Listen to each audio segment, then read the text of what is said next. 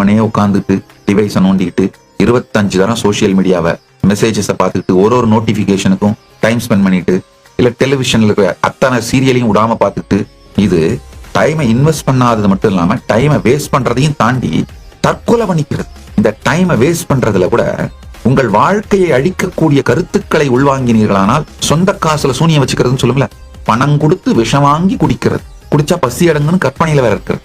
இதை நிறுத்துங்கள். ஒவ்வொரு மணி நேரமும் பிஸியா இருக்கிறது முக்கியம் இல்ல, ப்ரொடக்டிவா இருக்கீங்களான்னு பாருங்க.